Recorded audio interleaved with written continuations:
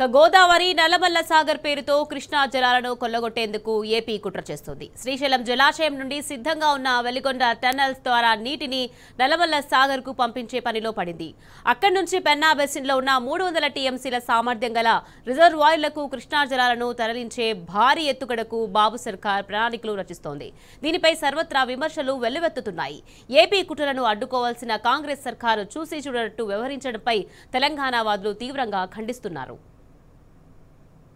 గోదావరి బనక రద్దు చేసి కొత్త పేరుతో గోదావరి నల్లమల సాగర్ పోలవరం నల్లమల సాగర్ ప్రాజెక్టుతో ఒక 58,000 కోట్ల రూపాయలు వెచ్చించి ప్రాజెక్ట్ టేకప్ చేస్తుంది. అయితే దీంట్లో గోదావరి బనకచర్ల ప్రాజెక్టులు మరియు గోదావరి నల్లమల ప్రాజెక్టులు ఏ తేడా లేదు. సెగ్మెంట్ 1 పోలవరం నుంచి కృష్ణా బ్యారేజ్ వరకు ఏదైతే ప్రకాశం బ్యారేజ్ వరకు సెగ్మెంట్ 1 సేమ్ ఉంటుంది. ప్రకాశం బ్యారేజ్ నుంచి బొల్లాపల్లి రిజర్వాయర్ వరకు సేమ్ డిజైన్ ఉంటుంది. మధ్యలో 6 లిఫ్ట్లు ఉంటాయి. బొల్లాపల్లి రిజర్వాయర్ నుండి బనకచర్లకు శ్రీశైలం రిజర్వాయర్ దగ్గర పోతిడిపాడు కింద ఉన్నటువంటి బనకచర్లకు తరలించకుండా ప్రకాశం జిల్లాలో ఉన్నటువంటి నల్లమల సాగర్ రిజర్వాయర్ కు ఈ ప్రాజెక్ట్ ని తీసుకెళ్తున్నారు.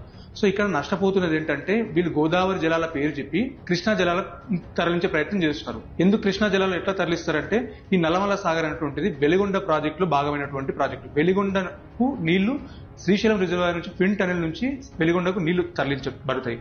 అలాంటప్పుడు శ్రీశైలంలో 50 టీఎంసీలు 60 టీఎంసీల నీళ్లు ఉన్నా గానీ నీళ్లు తరలించే అవకాశం ఉంటుంది. ఆ ప్రాజెక్ట్ టేకప్ చేస్తే రోజుకు 1 టీఎంసీ నీళ్లు నల్లమల సాగర్ రిజర్వాయర్కి వెళ్తాయి. అక్కడ మన శ్రీశైలం రిజర్వాయర్ మీద డిపెండ్ అయినటువంటి కల్వకుర్తి లిఫ్ట్ ఇరిగేషన్ కానీ, పాలమూరు రంగారెడ్డి లిఫ్ట్ ఇరిగేషన్ కానీ, డిండి లిఫ్ట్ ఇరిగేషన్ కానీ చాలా ఎఫెక్ట్ అయ్యే ప్రమాదం ఉంది.